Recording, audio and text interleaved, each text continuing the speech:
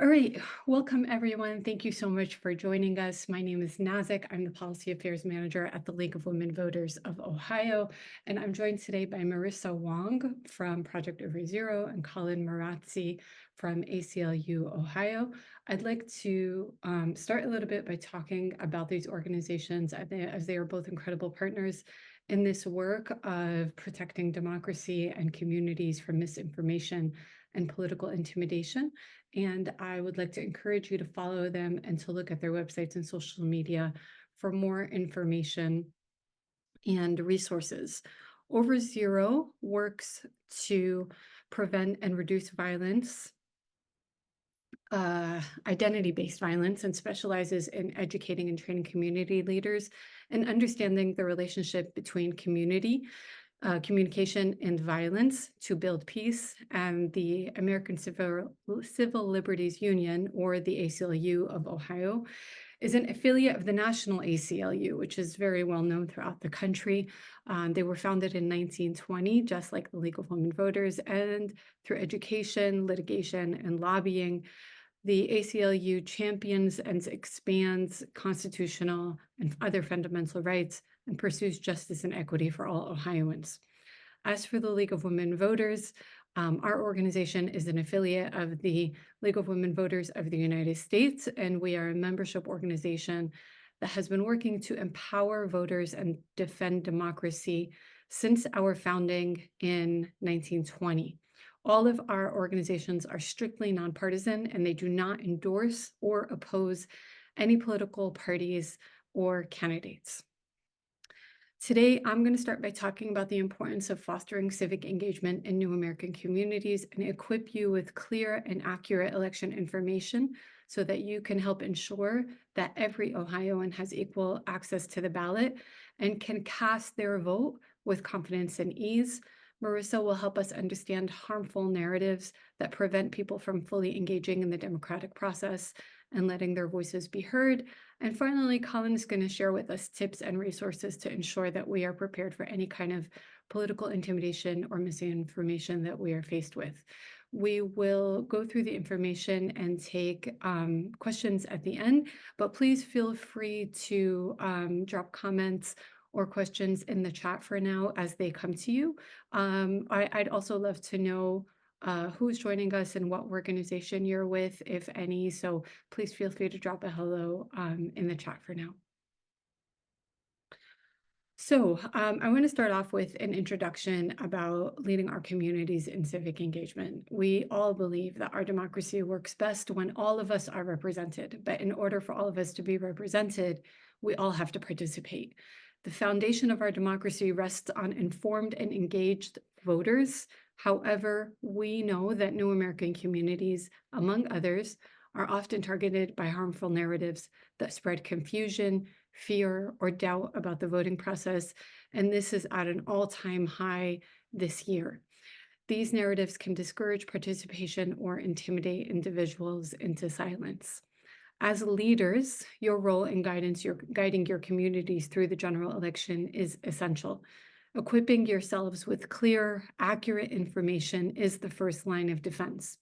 When you confidently understand and can explain the voting process through actively educating your community and by being a source of knowledge in your community, whether it's about voter registration, absentee voting, or polling locations, you provide a vital service to your community. Your leadership helps to dispel fear, combat misinformation, and empower voters to feel secure and capable of participating in the election. Civic engagement is more than just casting a ballot, though. It's about ensuring that every eligible voice is heard and represented, and voting is just the start of that. By leading your communities with knowledge and accuracy, you not only protect the right to vote, but you also strengthen their trust in the democratic process. As leaders, our role goes beyond simply providing information. It's about actively engaging our communities and fostering a culture of civic participation. Stepping into this leadership position means that you're recognizing the power that you have to influence and empower others, knowing that you are a trusted messenger in your community. Use that to your advantage and empower your community. When you take on this responsibility, You become a source of guidance to ensure that every person knows their voice matters. I want to start out by talking about just some election basics and dive right into that information. The voter registration deadline has passed, but it's important. I just want to note that because a lot of people, if they haven't voted before, they don't even necessarily know that there is a voter registration deadline.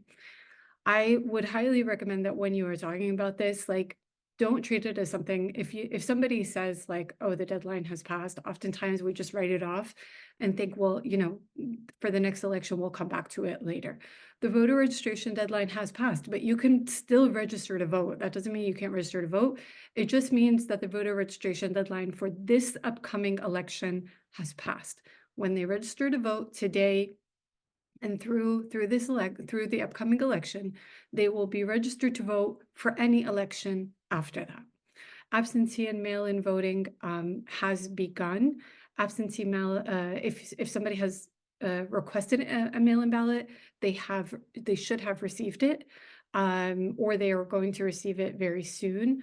And early in-person voting also began on October 8th. Election day is November 5th, and we'll talk a little bit about what it means to vote early or to vote by mail, and more information about how to vote on election day. So, first of all, people have to know how to register to vote and if they're eligible to be registered to vote. First of all, you have to be a US citizen and you have to be 18 years of age or older on election day. Those are the two main things. You also have to have lived in Ohio for at least 30 days to cast a ballot on election day.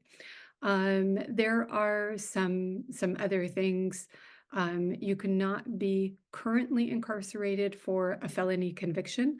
We'll talk more about that later. But those are the main things really to be registered to vote. You have to have.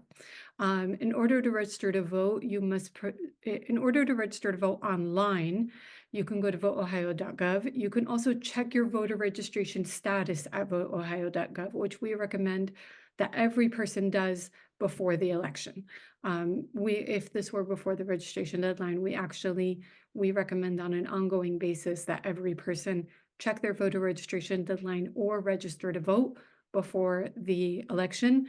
But as you are talking to people in your community, if they have not checked their voter registration status lately, I would definitely recommend that they do that. And while they're doing that, they'll be able to confirm their polling location as well, because sometimes those change. So in order to vote online, you need the last four digits of your social security number and a driver's license number. You can, however, just register to vote on a form, on a paper form, using one or the other. You can register to vote online or by mail, as I had mentioned, and you can use those QR codes. We will share this presentation afterwards so that you have access to those and you can use those in your materials or you can share them. So make sure that people who have moved recently, people understand that their voter registration needs to be checked regularly and it needs to be updated if there are any major changes. If somebody has moved, if somebody has gotten married and changed their last name, any major changes like that, really you need to update your voter registration. And it has to have been done by October 7th. If you have had some kind of change and you did not update your voter registration, call your Board of Elections to help you with your specific circumstance or reach out to Election Protection, and we can help more based on the specific circumstance. So for example, like if a person moved, they may still be eligible to vote, but they might receive different guidance based on, where they moved. Is it out of their precinct location? Is it out of their county or their state? Or if they've changed their name, for example, they might just be able to show up with like a court document, and that might be acceptable. So we will give more information at the end of this presentation, but a good go-to always as well is to call your Board of Elections.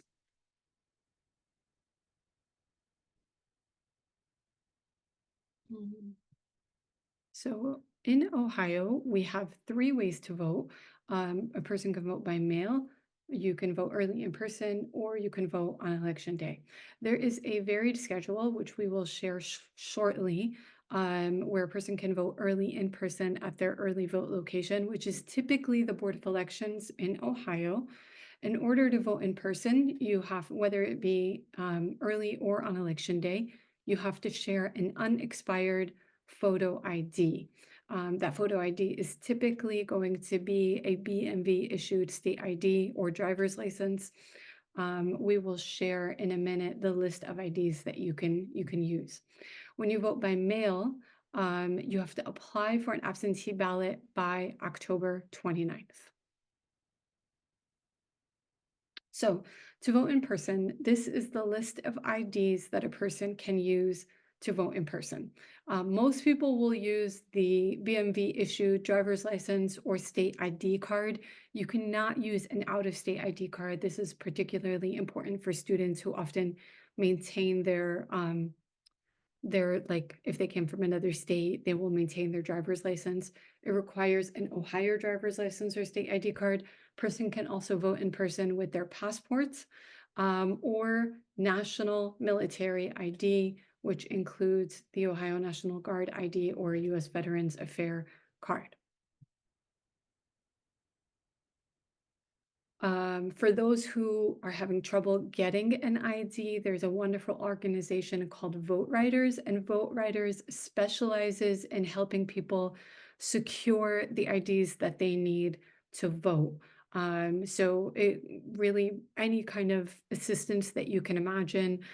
For example, if you are missing documentation to secure an ID, if you need help getting a ride to the BMV, if you just need help filling out the paperwork, whatever it is, reach out to Vote Riders. You can call that number 866-ID to vote, or go to voteriders.org/Ohio for more information. Please know that if your ID says non-citizen, but you are a citizen now, you can get a replacement ID, or a replacement driver's license for free. We are recommending everybody check your driver's license. If you have received a driver's license that says non-citizen on it, it does need to be updated to vote with it. So what if I forget my photo ID when I vote in person? If you don't have a photo ID, when you go to vote in person, you're going to be asked to vote a provisional ballot. A provisional ballot is a valid way of voting. Those votes are eventually counted once they are validated. A lot of times people are afraid of the word provisional ballot. There's a lot of misinformation out there where people think that provisional ballots are not counted. They are indeed counted. You just have to make sure to go through the steps to cure your ballot based on the instructions that you receive.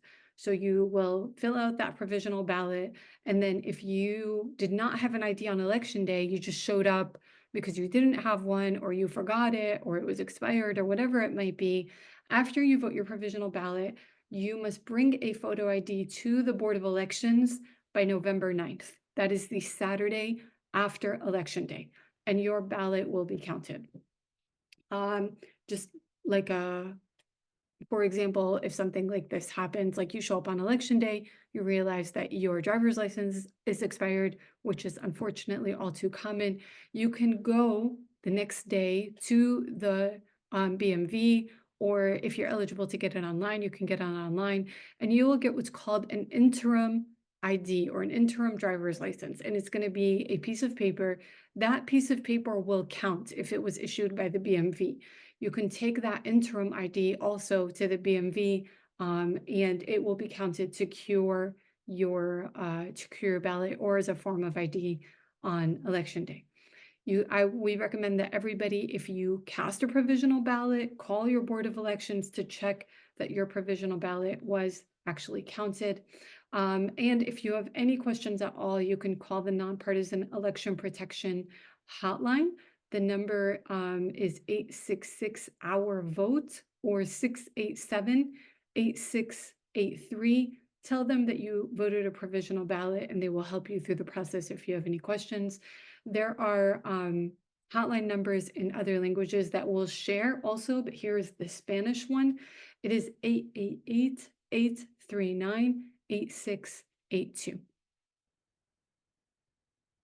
This is the early voting schedule through Election Day. If you take a good look at this, you will see that we have 2 weekends of early voting. This upcoming week here, we have hours through 8 a.m. through 6 p.m. The weekend hours are Saturday 8 a.m. to 4 p.m. and Sunday 1 p.m. to 5 p.m. Notice that there is no early voting the day before Election Day. That day, the Board of Election is closed and they are preparing for in-person voting.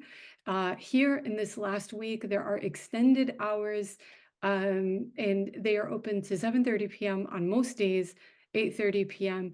on October 29th, the latest day if anybody is working a late shift.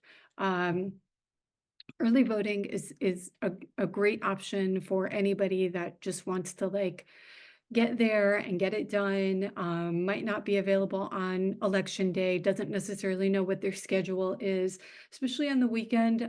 When you show up also, like for Franklin County, for example, or any county, everybody in a county votes on at the same early vote location. So if members of a different family or friends all want to go vote together, you can do that at the County Board of Elections or your early vote location because you're all going to go to the same place. Whereas on election day, people are assigned to different polling locations based on where they live.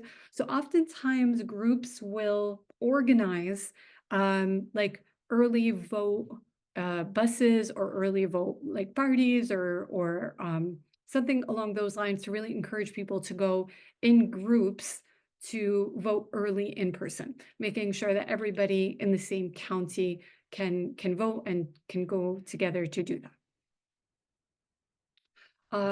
Again, most early voting throughout the state happens at the Board of Elections, but there are a few counties in which early voting takes place at another location.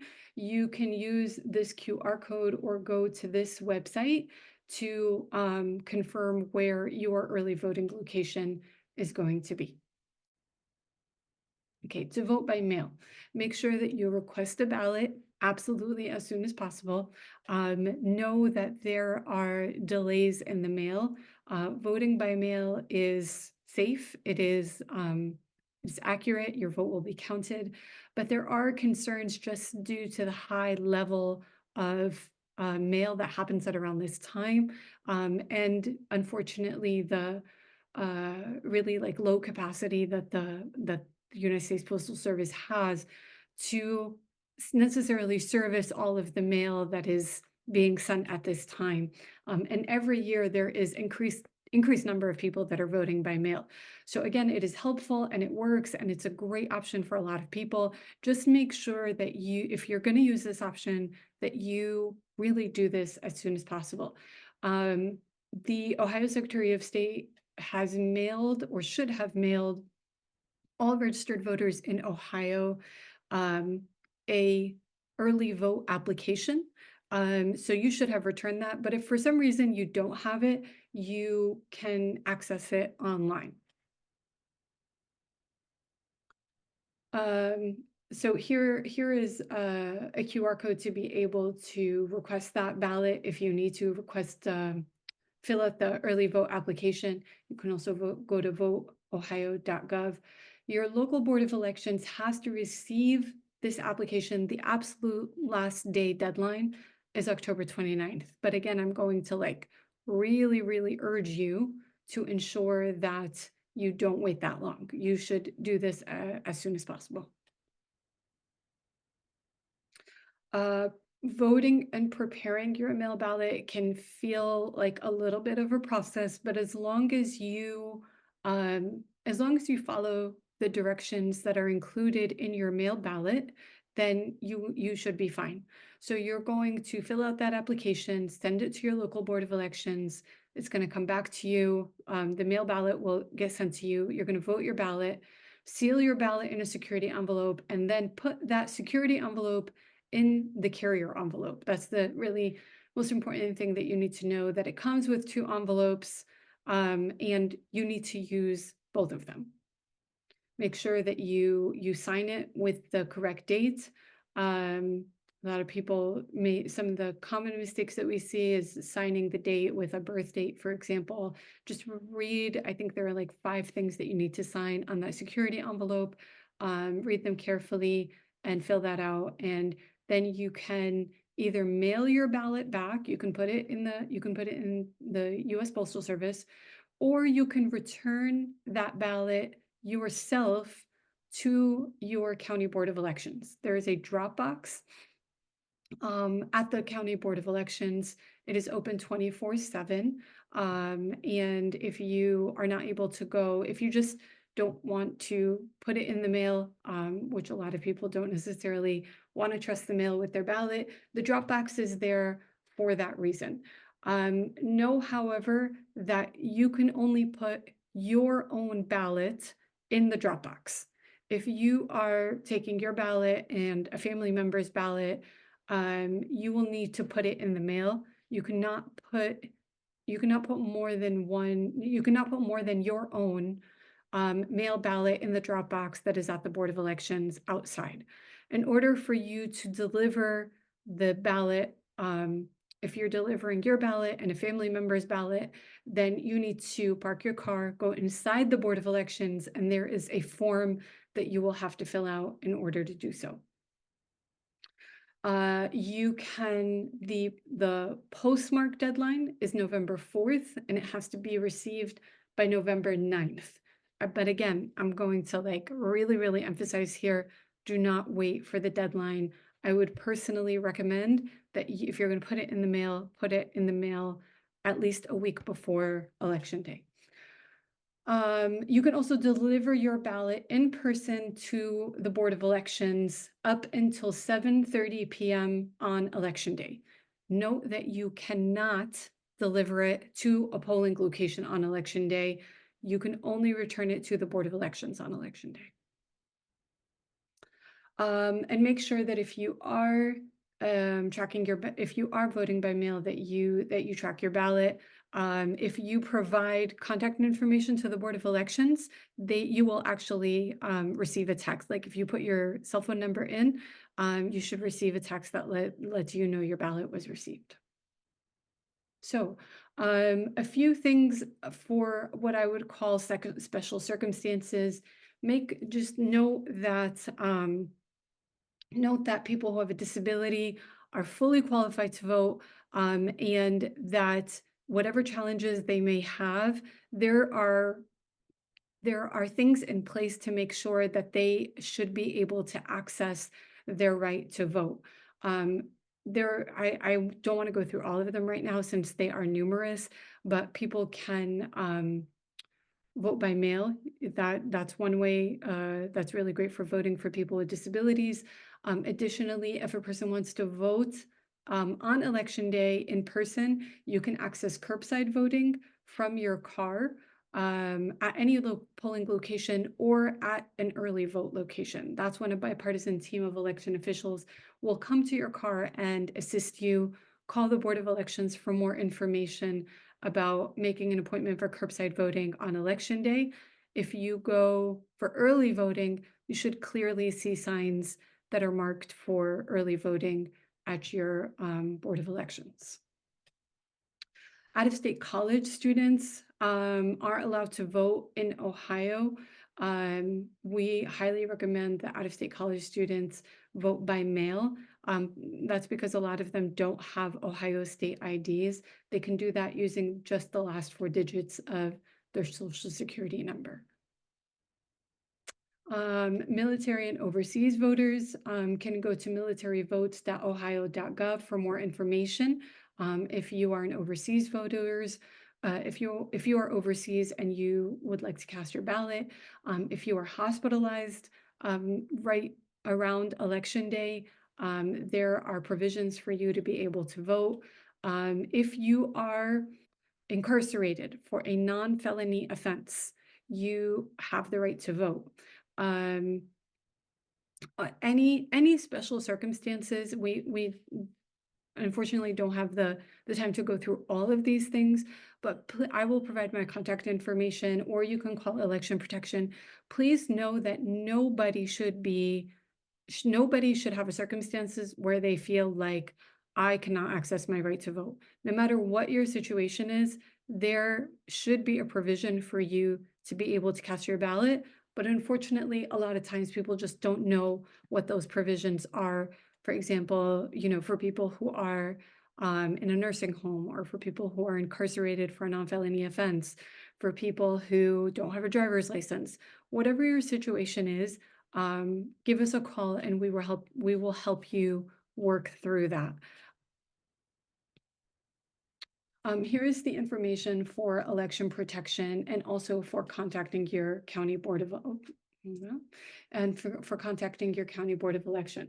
Election protection is a nationwide hotline, and it is active in Ohio. You can call this number now through the election, and somebody will answer the phone and help you to either answer your question if you need to report any issues. They will either answer your question or help you work through your issue, or it will be elevated for anything that we cannot solve right away, and somebody will get back to you if need be. There are Spanish language hotlines, Asian languages hotlines, and an Arabic language hotline. All of those numbers are there. As I had mentioned, I'm going to talk a little bit more about resources before we close out, but we will share these slides with you also so that you have this information at your disposal when you need it. I'm going to stop here and give Marissa Wong the microphone. Thank you, Marissa. Thank you so much, Nazik, for all of that really helpful information. I learned a lot. And thank you all for being here. As Nazik said, as leaders and role models in your community, I'm really honored to share the space with you all. And I was asked to talk about harmful narratives and how we can address them leading into the election cycle. So, going to talk specifically about how we can change some of these harmful narratives and empower communities leading into the general election. As Nazik mentioned, I'm from Over Zero, which focuses on preventing and rising above identity-based and political violence. And we focus on this particularly through a communications lens and how communication has the power to both divide and unite. So what I'm going to share today, I think, is more the communication side of things. We're so lucky to have Colin here to talk more about broader strategies, other strategies. So just to share that as my caveat up front. So thinking about these harmful narratives, what are harmful narratives? For us, we define harmful narratives not so much based on their intent, but on their impact. So it's really about what a narrative does that makes it harmful, even if we don't intend for it to have negative consequences. And so I want to offer a few points here about what harmful election narratives intend to do. What are some of the outcomes that they have and impact that they create? So the first is to exacerbate fear. So anytime you notice that there is a narrative, there is a story, there's information that feels like it is, intentionally trying to incite fear, it's most likely a harmful narrative. And these narratives tend to exploit vulnerabilities that already exist in our communities, existing fears, such as unfamiliarity with how to vote, as Nazik was mentioned, exploiting that fear, amplifying that fear, or fear around legal repercussions. These are fears that New American communities might already have that are being exploited for political gain. The other thing that harmful narratives try to do are to divide us. So accelerate tensions within our own community or between other communities. So if there is a narrative that is circulating that is pitting people against one another, or maybe the fear that they're generating is why you should fear someone in your own community, or that other communities are against your group, that is a harmful narrative. They also try to sow chaos. So they want people to act on different sets of information because it makes things really confusing. And when things are confusing, we don't want to deal with them. So whether it's, oh, I have to figure out how to vote, that's confusing. It sounds difficult. I'm going to just withdraw or opt out. So conflict engineers, they want to create chaos. So people withdraw back into their communities and they can chill democratic participation. So these are some of the things that we want to counteract.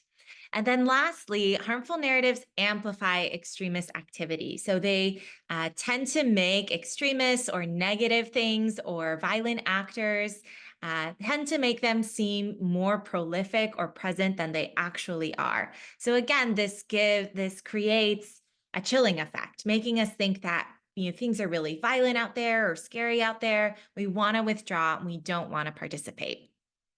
So that being said, how do we change the narrative? How do we counteract these different dynamics? So the first is that we need to be prepared and we need to be strategic. So some things to think about as you are developing a response is, first of all, what is the goal of these conflict engineers?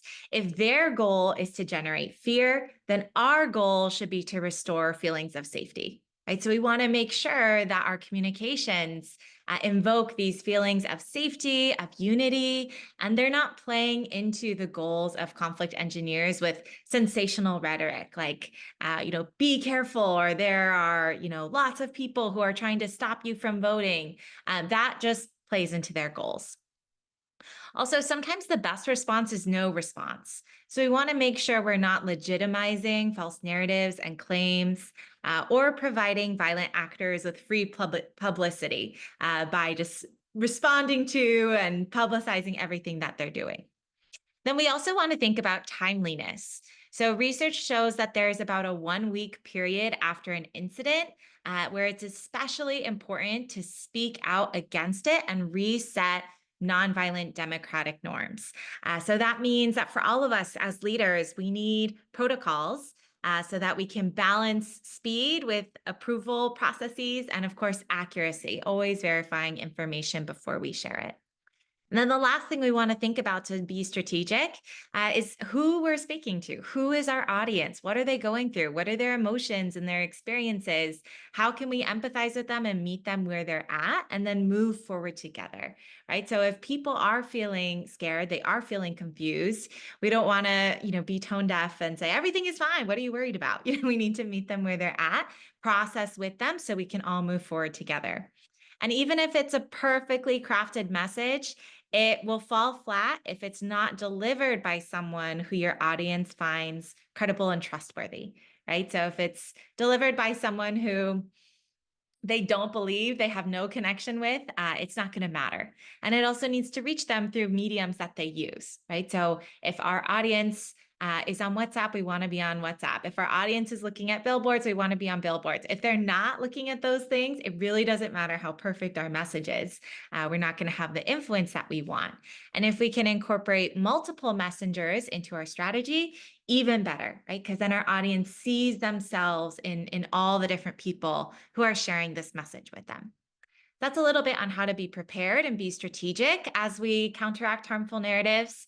And then a few things here on what we want to actually do, some guiding principles for any responses that we have.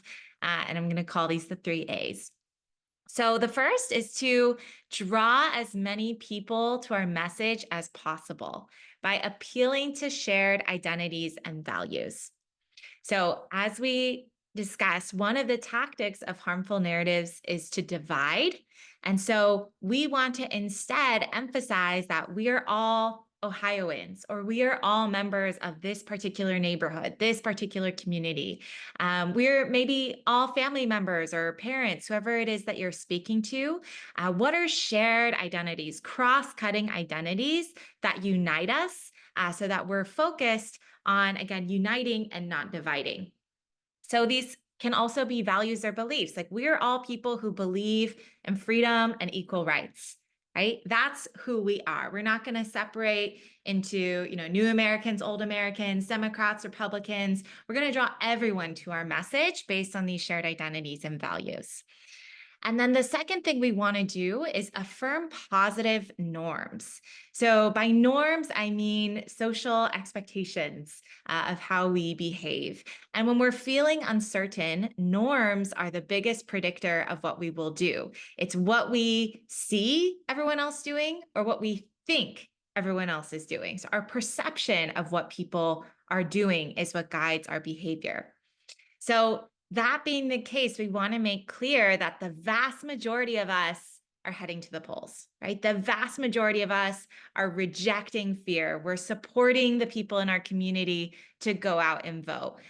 We are, standing up against misinformation. These are things that we're all doing. We want to generate momentum around these things.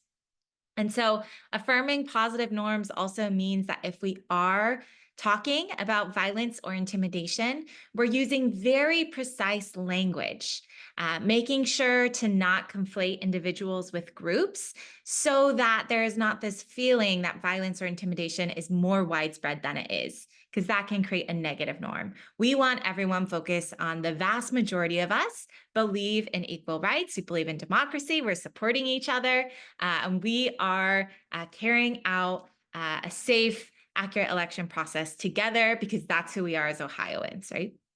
And then the last thing is to provide very specific, clear ways to take action. So, countering the way harmful narratives intend to make us feel like we don't matter, our vote doesn't matter, we have no agency, right? Things are going to happen this way anyway. That's a very harmful narrative that chills democratic participation. So, we want to tell stories about all the ways that people in our community are making a difference. And we want to create pathways for people to get involved that meet them where they're at. Right? So, what is that next step that your audience can take? Try not to go too many steps ahead because that's intimidating. But what is that next step that your audience can take? And so, doing this builds agency. It also makes responses the story. We want to make our community standing together the story, not violent actors. So, that's the first piece of changing the narrative, what we want to do, appeal, affirm, and act.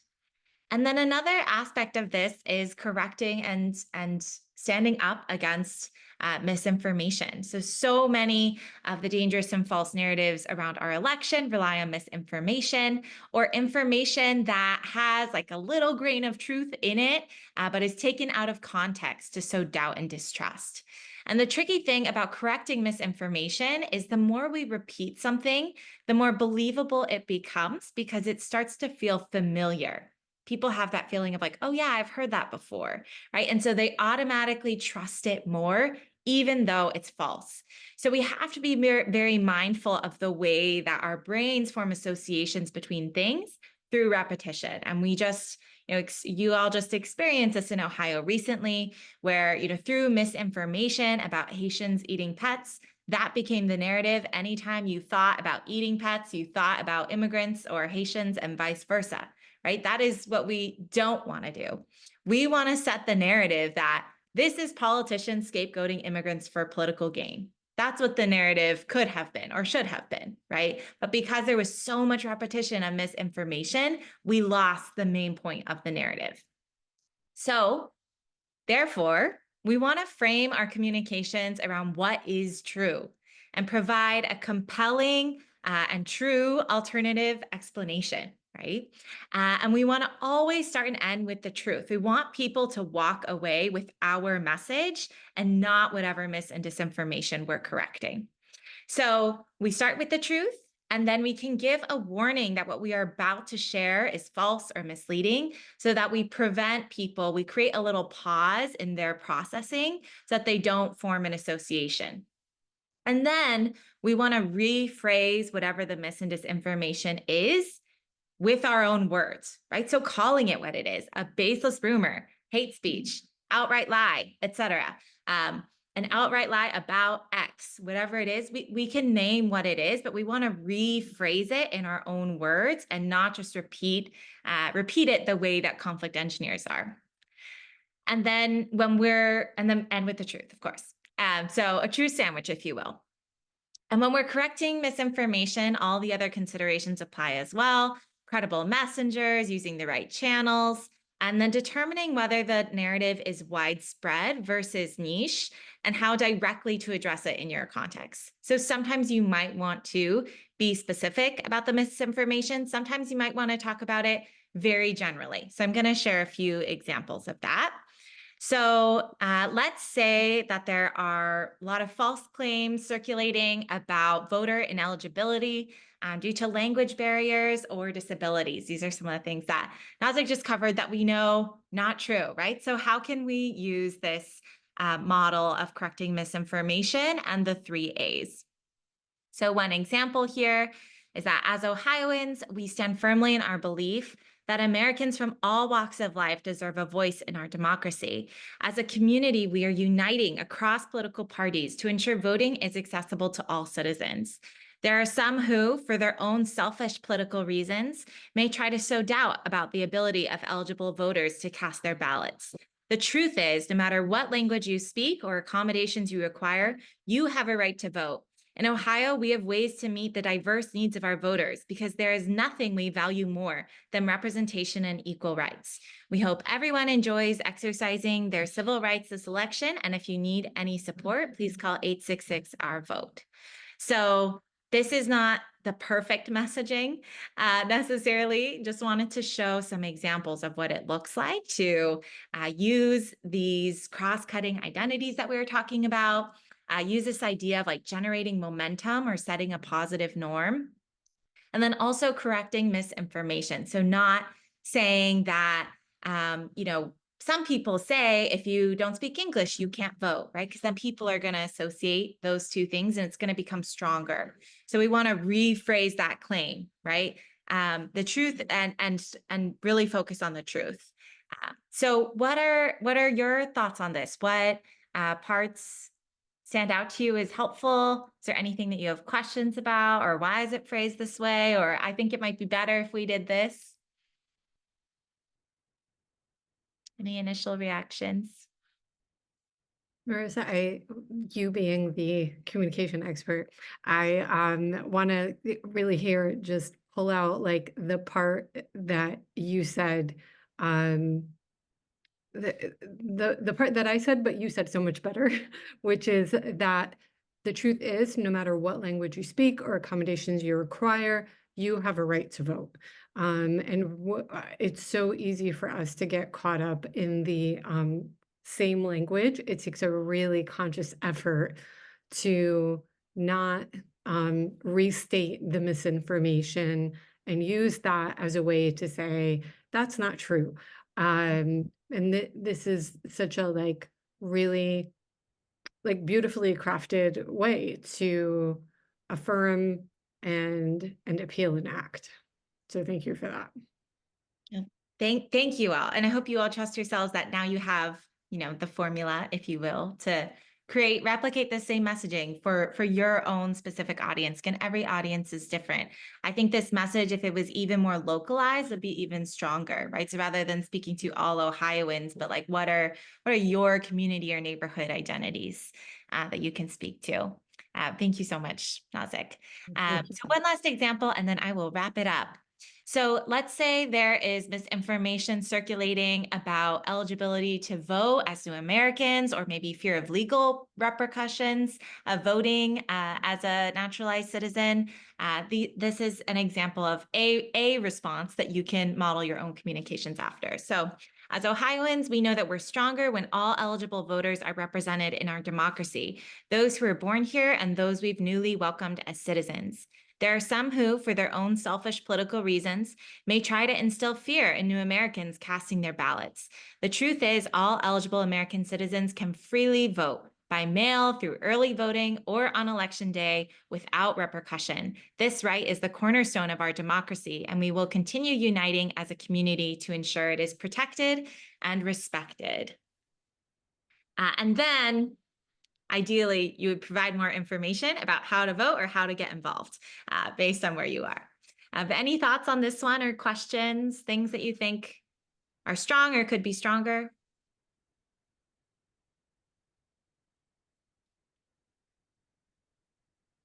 All right. Well, if you are really interested in these topics about how to communicate in ways that affirm positive norms and appeal to shared identities. We recently put out a new website, electionviolenceprevention.org, and you can find guides to correcting mis and disinformation. You can also find guides to responding to voter intimidation or immigrant scapegoating, again, all from a communications lens. And then we also have office hours. So if you just want to workshop some messaging together or ask some questions about communication, please sign up, and then you can also reach out to me anytime. So we're really here to support you all. I'm really grateful for all of the work that you are doing. So thank you, and I will pass it back to the team. Thank you so much, Marissa. I really appreciate it. I just want to note we're at 12:52, and I know that we're a small group today, but maybe not everybody can make it past 1 o'clock. We are recording this, and I will share out the recording with people who registered. And we're scheduled for an hour and a half. So we're not going to rush through this information because we have some more resources to share, but we will share out recording to like everybody who registered. And Colin is up next.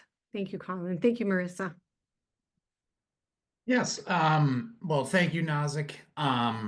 Hello, everybody. Happy to be here. Again, my name's Colin Marazzi. I'm with the ACLU of Ohio.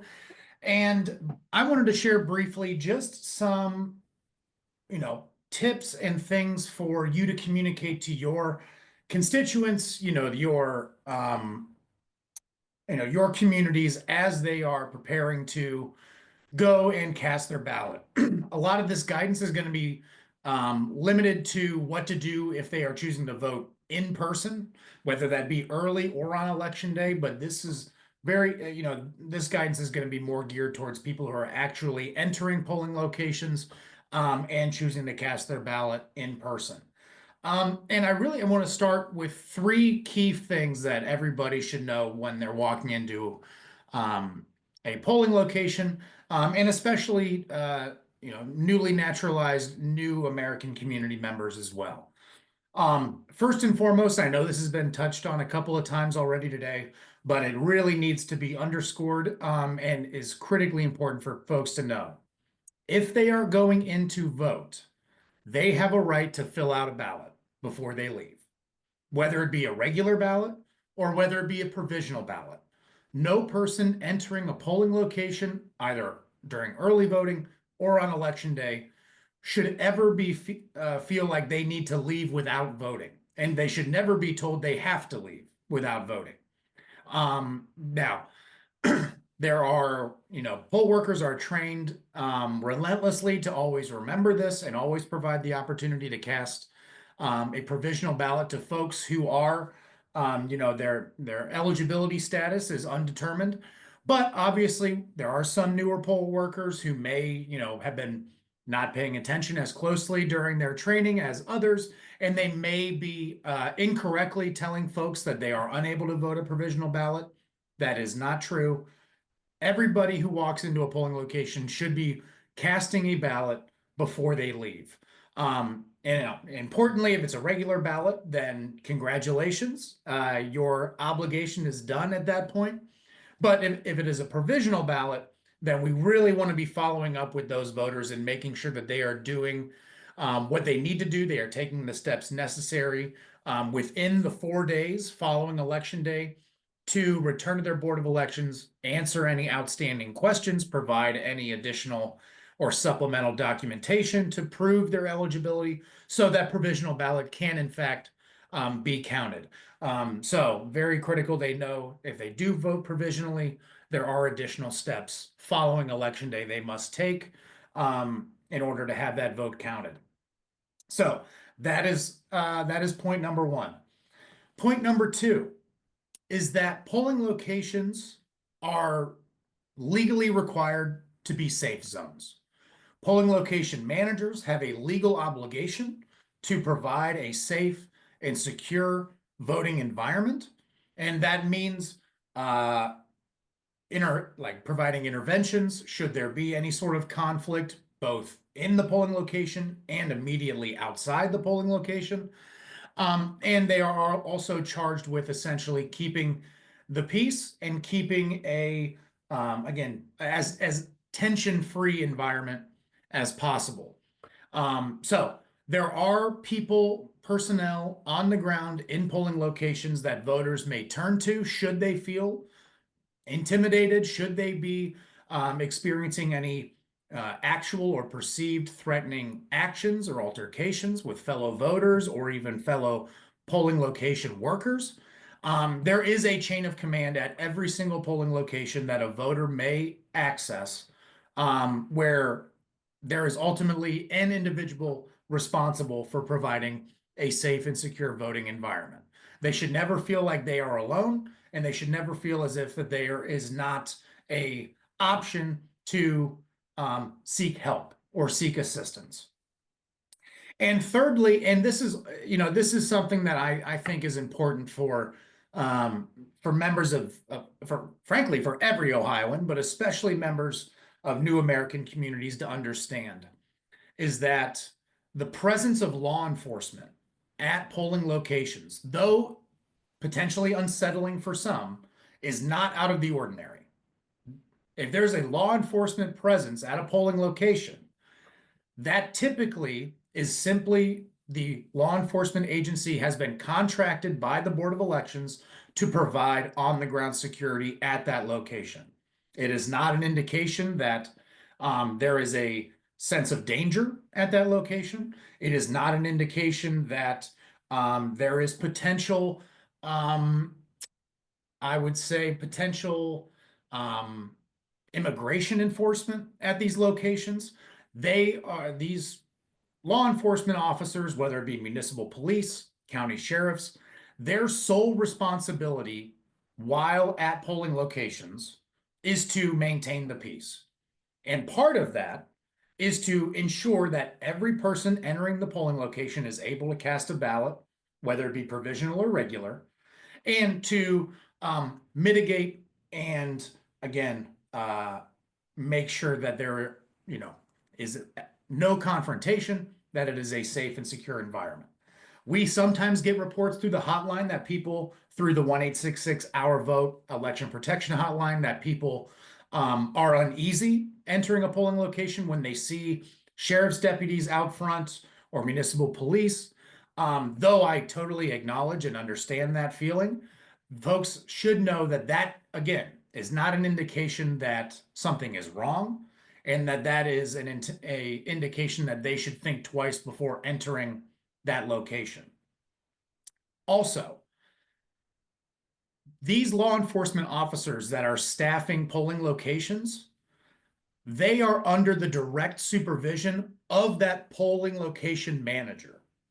They do not have free rein to conduct other law enforcement activities like, say, random questioning of people in line. That is not under their authority in this circumstance. They are simply there to preside over a peaceful voting experience.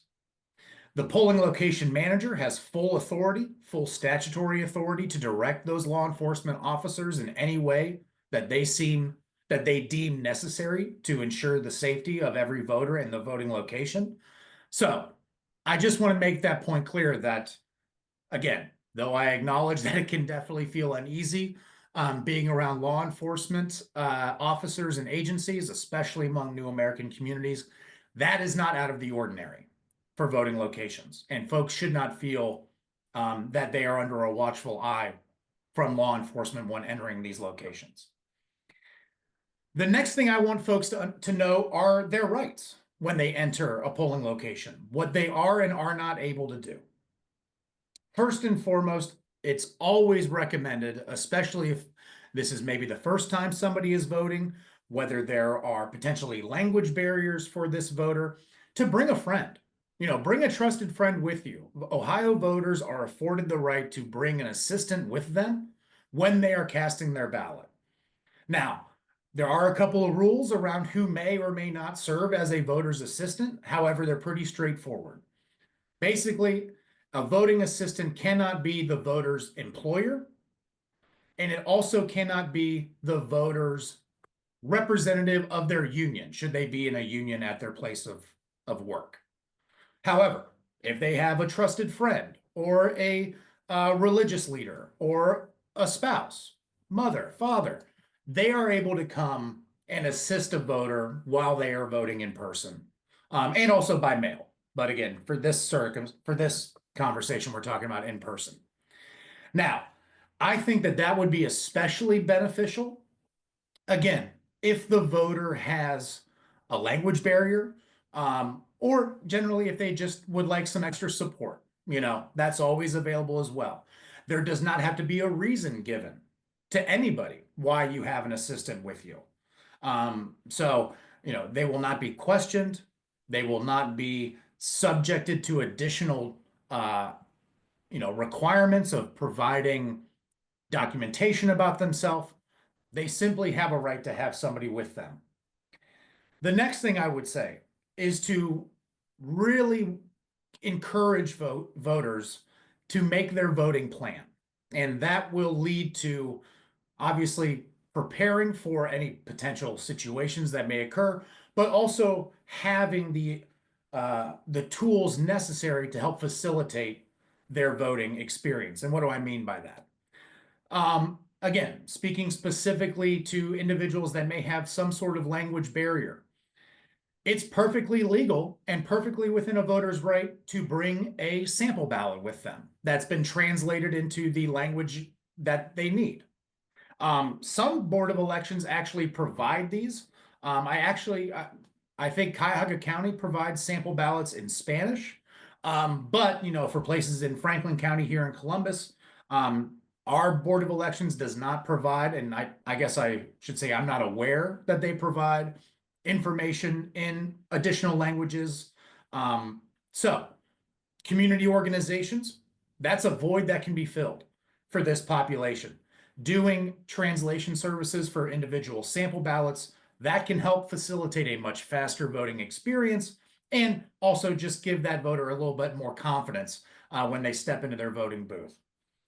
Additionally, we want to know what kind of ID is necessary to vote and make sure that we have that form of photo ID before walking into the polling location. As I'll get to in my coming remarks, I think the gold standard should be a driver's license or a state ID, because that contains information that will become helpful down the line. However, if an individual still has like a passport, that is an eligible form of documentation that can prove their identity. If they are a newly naturalized individual, and this is the first time voting, it would probably be a good idea to bring those naturalization papers with you. In the off chance that you are questioned by a polling location manager or poll worker, having that documentation in your back pocket can really reduce headaches and also lower tensions should there be any sort of situation that may occur. And again, also making sure individuals know where they need to vote, going to the right location at the right time. All of this will simplify the voting process and again, give that voter more confidence when they step into their polling location. And lastly, once again, to just know the phone numbers that are available to individuals who are experiencing problems at the polls. I know we talked about the election protection hotline, 1-866-OUR-VOTE. Cannot stress that enough. Please make sure that individuals know that number and that resource is available to them whenever they would like. So now I want to talk about some possible intimidation experiences that individuals may experience and some ways to navigate those and mitigate those. First and foremost, it is illegal in Ohio law to intimidate somebody, to deny that person their right to vote, to obstruct an individual from voting. That could mean loitering or congregating outside the front of a polling location. That is not allowed. Fellow voters making inquiries of a specific voter while in line to vote. That is not anything a voter needs to, legally respond to. And basically just understanding that The only interactions a voter must partake in while casting their ballot is between themselves and the poll worker that's helping them cast their ballot. They are not under any obligation to respond to any questions from another voter, frankly, from a law enforcement official who has independently started asking questions. They are not obligated to respond to that law enforcement official. The only individual that they have to communicate with when they go into the polling location is the poll worker, who's helping them get checked in, get registered, or verify their registration, and taking them to their voting machine to actually cast their ballot. Now, obviously, there could be experiences where folks are asked very xenophobic questions, something along the lines of, how long have you been living here? Are you a citizen? Do you have your quote unquote papers? All of these questions are very unfortunate and rare, to be honest. However, we always want people to know that if it's coming from another voter, there's no obligation to respond to those. That's why if there is a voter with a language barrier, it would always be good to have somebody there who is able to speak in English and they can politely tell the fellow voter, we are not under an obligation to respond to your questions. We are here trying to exercise our fundamental right to vote. Same thing should a law enforcement official start independently in making inquiries. It's always good to have somebody who can calmly and concisely inform the individual that we are just here to exercise our fundamental right to vote and that there's no requirement to respond to any of their questions. Now, when we do make our way to the poll worker who's checking us in, there is a process in Ohio law for a polling location manager or poll worker to challenge the eligibility of a voter. Now, I will say that the challenge can only be made by the poll worker or polling location manager. It cannot be made by law enforcement. It cannot be made by another voter. It cannot be made by an election observer. It cannot be made by media. Ohio law, only the poll worker and only the polling location manager can challenge an individual's right to vote or challenge their eligibility. And there are strict procedures that must occur when an official challenge is taking place by a voter. And it's important to know that under no circumstances during this official challenge process will a voter be forced to leave without casting a provisional ballot. They will always be afforded the opportunity, and if they are not, a voter should assert their right to vote a provisional ballot, even when being challenged by a polling location manager. But these challenges can only occur for 4 specific reasons that are outlined in state law. And those challenges can only be brought against somebody's citizenship status, their age, their residency, and also whether or not they're at the correct precinct. Those are the only 4 criteria by which an individual can be challenged.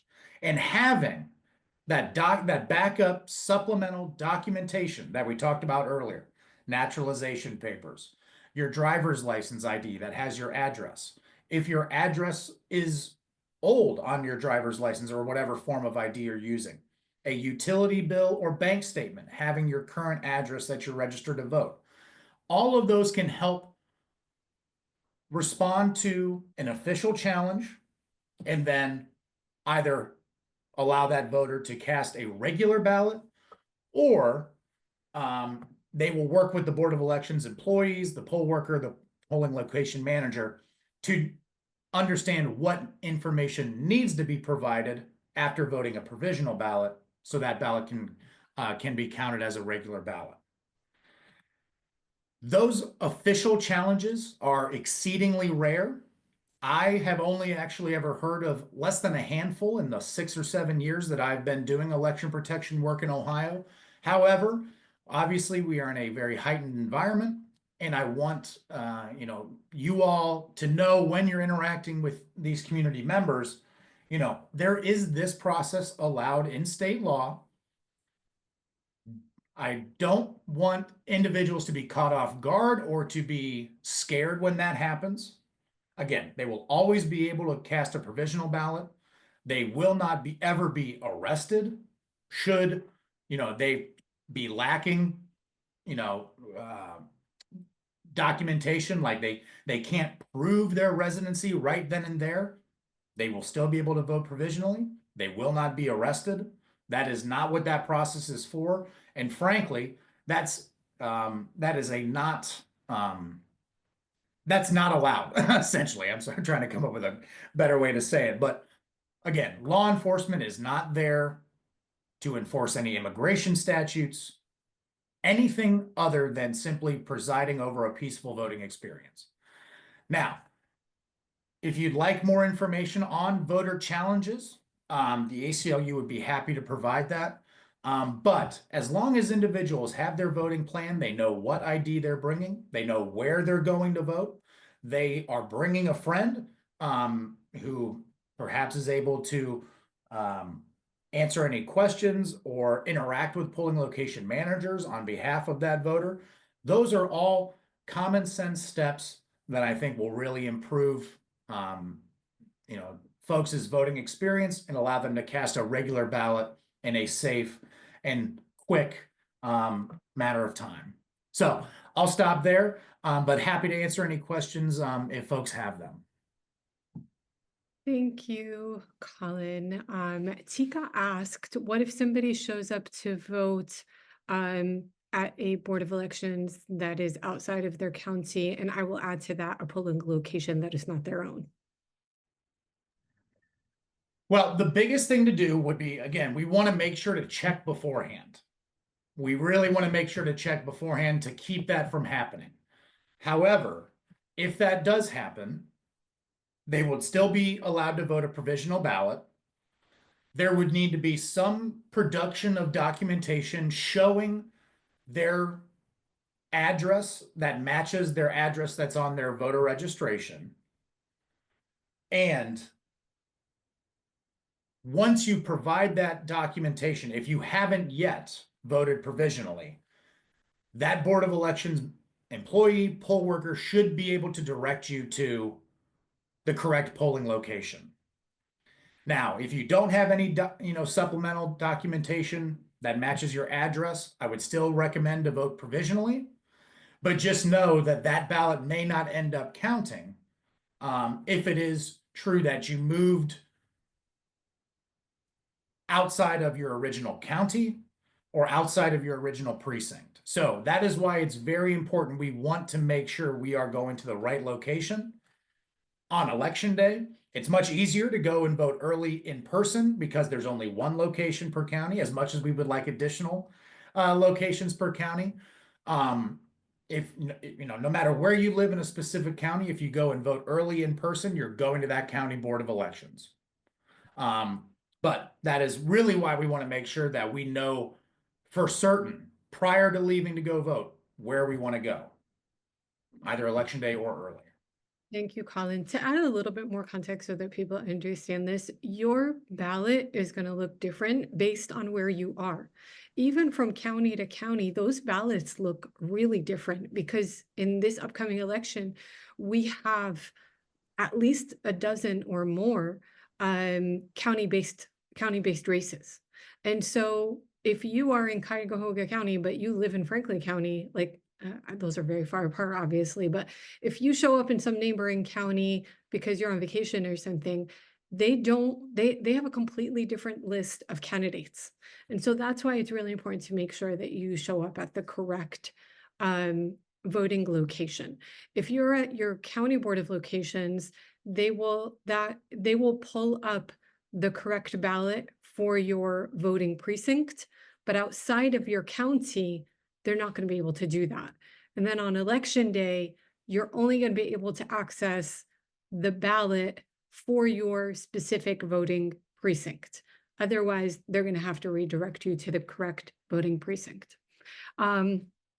Somebody also asked, like, very importantly, and thank you for this question, is this the first time you have this presentation so close to the election.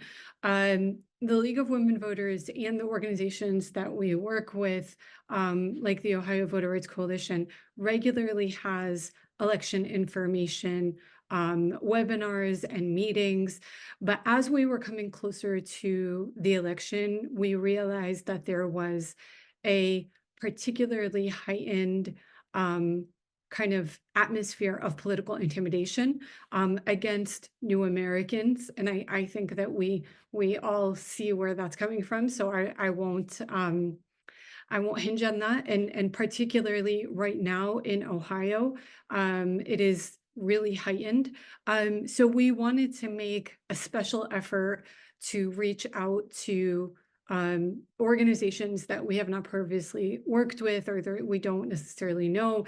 And so I had spent about 2 weeks just reaching out to people, asking for names of organizations that were frankly new to me, and that we had not previously worked with. Although I know that the organizations that we had invited are only going to be a small sampling, we just wanted to do as much as we could to reach out to organizations that we're not regularly in touch with. But I really want to emphasize that this, I hope, is the beginning of a new relationship and a new collaboration. This is not one and done.